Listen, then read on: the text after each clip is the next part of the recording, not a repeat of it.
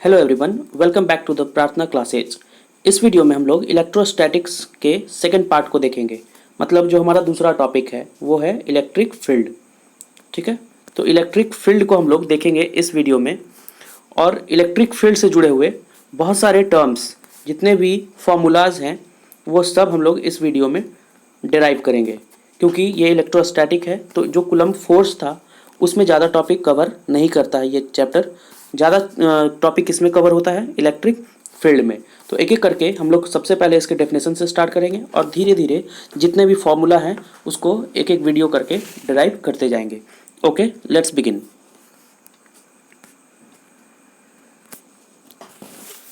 तो सबसे पहले देखते हैं इलेक्ट्रिक फील्ड के डेफिनेशन को। तो यहाँ देखिए, एक वर्ड है फील्ड और यहाँ पे वर्ड है इलेक्ट्रिक। यही दो वर्ड में आपका डेफिनेशन छिपा हुआ है। फील्ड मतलब क्या होता है? स्पेस। फील्ड मतलब स्पेस। और इलेक्ट्रिक किसके कारण आता है? चार्ज के कारण। चार्ज ही जो है बेसिक एलिमेंट या बेसिक जो नेचर है वो चार्ज ही है, जिसके कारण इलेक्ट्रिक फील्ड या इलेक्ट्रिक प्रॉपर्टी जो है इंड्यूस या डेवलप होता है, प्रोड्यूस होता है। तो मान लीजिए यहाँ पे एक चार्ज रखा हुआ है, क्यू चार्ज। इसके चारों तरफ ये कुछ एरिया में, कुछ स्पेस में अपना फोर्स लगाएगा दूसरे चार्ज पे। मान लीजिए यहाँ पे चार्ज रखा हुआ है दूसरा Q2 और ये है Q1। तो Q1 अपना Q2 पे फोर्स लगाएगा। तो कितना फोर्स लगाएगा, क्या लगाएगा और कितने एरिया में लगाएगा, यहाँ से कितने एरिया में लगाएगा, इस एरिया को, ये जो जगह है आपका चारों तरफ से, उस जगह को हम लोग बोलेंगे इलेक्ट्रिक फील्ड। ये किसके चारों तरफ होता है? एक दिए हुए चार्ज के चारों तरफ होता है। तो इसी को हम लोग बोलेंगे इलेक्ट्रिक फील्ड। अगर डेफिनेशन लिखना है इसका, तो इसका डेफिनेशन होगा the space around a given charge, space around a given charge in which it exert electric force on the other charge is called electric field. दूसरे किसी चार्ज पे ये जितना अपना फोर्स लगाएगा, उस एरिया को जिसमें ये काम कर रहा है फोर्स लगाने वाला, उस एरिया को हम लोग बोलेंगे इलेक्ट्रिक फील्ड। अब इस फील्ड को हम लोग मेजर कर सकते हैं। उस को कहते हैं, उसका पूरा नाम हो जाएगा इलेक्ट्रिक फील्ड इंटेंसिटी। इंटेंसिटी मतलब वैल्यू। ठीक है, तो ये हो गया फील्ड मतलब स्पेस। फील्ड और स्पेस वर्ड याद रखिए। और फिर आएगा दूसरा word electric field intensity. Intensity मतलब मैग्नीट्यूड। तो हम लोग दूसरा देखेंगे इलेक्ट्रिक फील्ड इंटेंसिटी, वो क्या होता है और उसका डेफिनेशन क्या होगा और उसका मतलब क्या होगा। चलिए उसके तरफ चलते हैं हम लोग। तो है इलेक्ट्रिक फील्ड और तीसरा वर्ड इसमें है इंटेंसिटी। इसको हम लोग डिनोट करते हैं ई के ऊपर एरो लगा देते हैं, क्योंकि ये वेक्टर क्वांटिटी है। तो ये एरो का क्या मतलब होता है? Vector quantity. अब देखिए इसका डेफिनेशन कैसे बनता है। तो कहीं पे भी आप एक चार्ज रख दीजिए Q किसी सब्सटेंस पे, और जिस पॉइंट पे आपको इलेक्ट्रिक फील्ड इंटेंसिटी का वैल्यू निकालना है, मान लीजिए यहाँ पे A पॉइंट पे निकालना है हमको, जो कि यहाँ से R डिस्टेंस पे है। ठीक है, तो इलेक्ट्रिक फील्ड, अब यहाँ पे प्लस है अगर, तो इलेक्ट्रिक फील्ड इससे दूर जाएगा, और अगर माइनस है तो वो उसके तरफ आएगा। वो हम बाद में डिस्कस करेंगे, पहले देख लेते हैं इलेक्ट्रिक फील्ड इंटेंसिटी। तो यहाँ पे A पॉइंट पे मान लेंगे हम लोग कि एक +1 चार्ज रखा हुआ है, और यहाँ पे Q मतलब 5 कूलम, 10 कूलम, 20 कूलम कुछ भी रखा हुआ है। और A पे कितना रखना है हमेशा के लिए? +1। जिस पॉइंट में निकालना है उस पॉइंट पे आपको हमेशा +1 चार्ज मतलब यूनिट पॉजिटिव चार्ज ही लेना होगा, तभी यह डेफिनेशन बनेगा।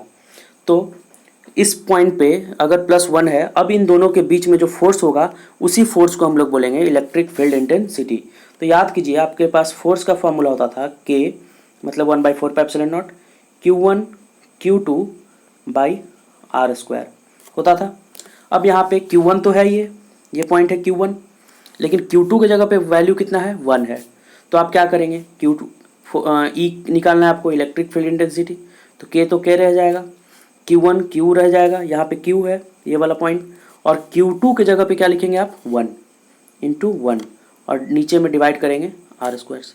तो यही आपका फॉर्मूला बन गया, E = K Q1 तो खत्म हो जाएगा बाई R²। तो ये जो फॉर्मूला आपका बना वो होगा इलेक्ट्रिक फील्ड इंटेंसिटी का। तो डेफिनेशन इसका क्या लिखेंगे आप?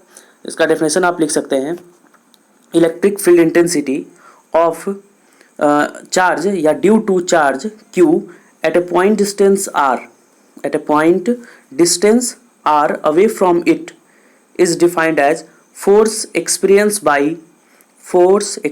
by unit positive charge placed at that point। इस पॉइंट पे जो +1 चार्ज रखा हुआ है उसके कारण फोर्स। चलिए ये हो गया आपका इलेक्ट्रिक फील्ड इंटेंसिटी। अब इसको कंप्लीट टर्म में कैसे लिखते हैं, क्योंकि यहाँ पे वेक्टर है ये, तो यहाँ पे एक डायरेक्शन भी देना होगा, तो वो डायरेक्शन जो होगा आर कैप से आप लिखेंगे। डायरेक्शन को कैसे लिखते हैं हम लोग, आर कैप से। हालांकि आप वेक्टर फॉर्म में जो हम लोगों ने पढ़ा था कूलम फोर्स को निकालने, वहाँ से आप इसको ड्राइव कर सकते हैं सेम पैटर्न में। ठीक है, तो ये हो गया आपका इलेक्ट्रिक फील्ड इंटेंसिटी। एक बार फिर से मैं लिख देता हूँ, E इज इक्वल टू, अगर वेक्टर फॉर्म में लिखना है, अगर वेक्टर नहीं लिखना है तो जो कैप वेक्टर था आर कैप वेक्टर वो नहीं लिख सकते हैं आप। अगर वेक्टर फॉर्म में लिखना है तो ये आर कैप आपको लिखना पड़ेगा, लगाना पड़ेगा। तो ये हो गया आपका 1/4 एप्सिलॉन नॉट, यहाँ हो जाएगा Q, नीचे में हो जाएगा आर स्क्वायर, और वेक्टर फॉर्म में है ये, क्यों कैसे पता चल रहा है, यहाँ पे क्या लगा हुआ है, एरो, तो यहाँ पे भी आपको एक कैप लगाना होगा, आर पे कैप। चलिए अब इलेक्ट्रिक फील्ड इंटेंसिटी, एक पॉइंट और इसका कि ये वेक्टर क्वांटिटी है, पहले ही मैंने बता दिया। तो ये कौन सा क्वांटिटी हो गया, वेक्टर क्वांटिटी, इसलिए इसका डायरेक्शन क्या होगा, कुछ ना कुछ तो डायरेक्शन होगा। तो मान लीजिए इस Q के कारण आपको निकालना था किस पॉइंट पे, A पॉइंट पे, यही पढ़ा था हमने अभी। तो इसको इस पॉइंट से जोड़ दीजिए, तो जो लाइन होगा इसी लाइन के अकॉर्डिंग इलेक्ट्रिक फील्ड इंटेंसिटी होगा। और अगर पॉजिटिव हुआ, ये क्या हो गया अगर पॉजिटिव, तो मैंने बताया कि इलेक्ट्रिक फील्ड जो होगा इससे दूर जाएगा, इस पॉइंट से, Q पॉइंट से। और अगर ये माइनस होता, मतलब यहाँ पे माइनस Q होता और A पॉइंट पे आपको निकालना होता, तो हम फिर से इस लाइन को कनेक्ट कर देते और इस बार इलेक्ट्रिक फील्ड जो होगा इसके तरफ होगा। बात समझ में आ गया। अगर ये प्लस होगा तो directed away from the point, और अगर नेगेटिव हुआ चार्ज तो डायरेक्टेड टुवार्ड होगा, उसके तरफ होगा। तो ये 3 पॉइंट आपको याद रखना है। वेक्टर क्वांटिटी है, प्लस के कारण किधर होगा और माइनस के कारण किधर होगा, और इसका फॉर्मूला क्या है। कोई दिक्कत इसमें, उम्मीद है कोई दिक्कत नहीं होगा। अब हम लोग बात करते हैं इसके यूनिट की तरफ, और एक फॉर्मूला इससे और बनेगा। अभी हम लोगों ने पढ़ा था कि ये फोर्स के जैसा ही है, सिर्फ फोर्स में क्या हटाना पड़ता है, एक Q1 और Q2 जो होता है, Q2 के जगह पे क्या लगाना होता है, सिंपल 1 लगाना होता है।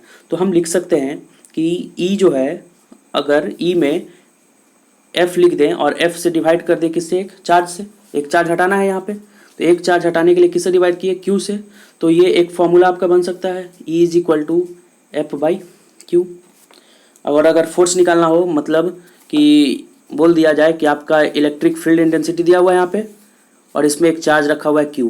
अब ये इलेक्ट्रिक फील्ड इस चार्ज पे कितना फोर्स लगाएगा, तो उसको कैलकुलेट करने के लिए F इज इक्वल टू क्या हो जाएगा, E इंटू Q। ये फॉर्मूला से आया। अब ये फॉर्मूला कहाँ से आया, इससे आया। 2 Q होता है फोर्स में, एक Q हटा दिया किससे, 1 से, तो ये फॉर्मूला बना, सिंपल है ना, ऊपर वाला।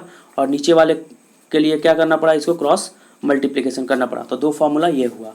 अब बढ़ते हैं यूनिट की तरफ। अब अगर आपको यूनिट निकालना हो, यूनिट किसका, यूनिट इलेक्ट्रिक फील्ड इंटेंसिटी का, तो यूनिट कैसे निकलेगा, तो फॉर्मूला से। E बराबर क्या, अभी मैंने फॉर्मूला बताया था, F/Q। F का क्या होता है, फोर्स का न्यूटन यूनिट, और Q का क्या होता है, कूलम। तो ये हो गया आपका यूनिट, न्यूटन पर कूलम। इसको और क्या लिख सकते हैं, न्यूटन पर कूलम, या फिर क्या लिख सकते हैं, Newton coulomb to the power -1। ये सारा टर्म एक ही है, अलग अलग तरीके से इसको लिख सकते हैं। और अगर डायमेंशन की बात किया जाए, ठीक है, डायमेंशन, तो डायमेंशन के लिए क्या करेंगे हम लोग, तो डायमेंशन पता है आपका, न्यूटन का क्या होता है, kg मीटर पर सेकेंड स्क्वायर, छोटे में तोड़ते हैं तो उसको लिखते हैं mL/t-2, तो ये हो जाएगा mL/t-2। और कूलम के लिए क्या होता है, AT।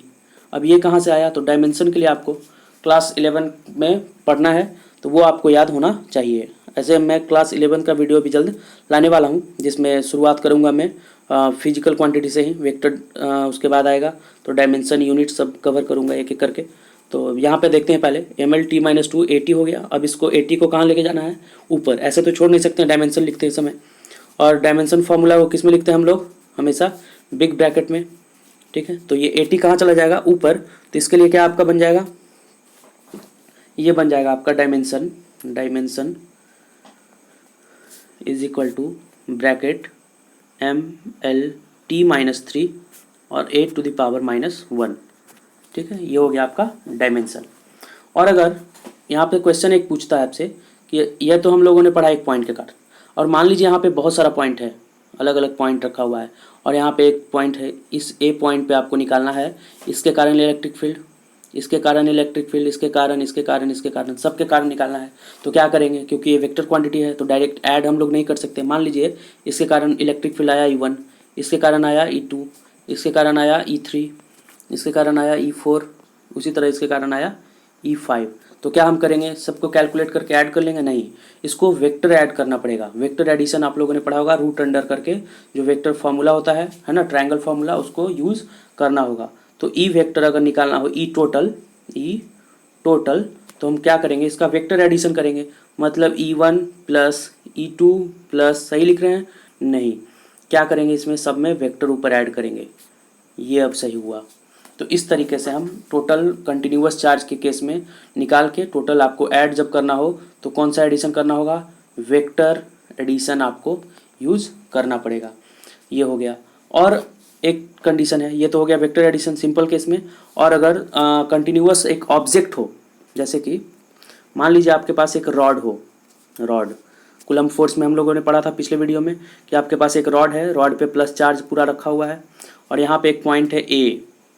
अब इस रॉड के कारण इस पे ए पे इलेक्ट्रिक फील्ड निकालना है, तो कैसे निकलेगा, क्या करेंगे? ये तो एक पॉइंट है नहीं, रॉड यहाँ से लेके यहाँ तक बिखरा हुआ है पूरा, इस एंड से लेके इस एंड तक। तो हम क्या करते थे, इसमें छोटा सा एक पार्ट मानते थे, इस पार्ट पे क्या करते थे, एक चार्ज निकालते थे, उस चार्ज को हम लोग लिखते थे छोटा सा डी क्यू। कूलम्ब फोर्स वाला आप वीडियो देख लीजिए, वहाँ पे अगर समझ में आ जाता है तो यहाँ ईजिली समझ में आ जाएगा, उसमें मैंने अच्छे से एक्सप्लेन किया है। तो डी क्यू निकालते थे। अब इस डी क्यू के कारण एक छोटा सा फोर्स लगेगा, डी मतलब स्मॉल, तो स्मॉल फोर्स कितना हो जाएगा, डी एफ का फॉर्मूला यूज़ करेंगे 1/4 पाई एप्सिलॉन नॉट Q/r²। वही सिंपल फार्मूला यहाँ से यहाँ तक के लिए यूज़ कर लेंगे। और फिर इसको एफ निकालने के लिए, टोटल फोर्स निकालने के लिए, इस डी क्यू के फोर्स को हम लोग इंटीग्रेट कर देंगे। तो ये भी आपका एक यूज़, हम लोग आगे जितने भी फार्मूला को डिराइव करना है उन सब में हम लोग इसको यूज करेंगे। ठीक है, तो अगले वीडियो में हम लोग फार्मूला डिराइव करेंगे किसके लिए, रॉड के लिए। कूलम्ब फोर्स भी यूज़ किया था मैंने, रॉड के लिए डिराइव किया था एक फार्मूला। अब यहाँ भी हम लोग इस रॉड के कारण ही सबसे पहले निकालेंगे, उसके बाद उसमें पढ़े थे कूलम्ब फोर्स में रिंग के कारण एक्सियल पॉइंट पे। तो यहाँ भी हम लोग रिंग के कारण ही ये रिंग ले लेते थे और यहाँ से सेंटर से जो एक लाइन जाता था उसके कारण एक फोर्स निकाला था हम लोगों ने। और इस रिंग पे क्या दिया हुआ था, प्लस चार्ज पूरे रिंग पे बिखरा हुआ था। तो हम लोग यहाँ पे भी निकालेंगे, लेकिन इस बार फोर्स के जगह पे क्या निकालेंगे, इलेक्ट्रिक फील्ड। तो फॉर्मूला में ज़्यादा डिफरेंस नहीं आएगा लेकिन ज़्यादा डिफरेंस नहीं आएगा। प्रोसेस भी सेम रहेगा, प्रोसेस भी जो रहेगा वो भी क्या रहेगा, सेम रहेगा। ठीक है, तो उसके लिए आपको चैनल सब्सक्राइब करना होगा ताकि जब भी मैं वीडियो डालूँ नोटिफिकेशन आप तक पहुँच जाए। Thank you.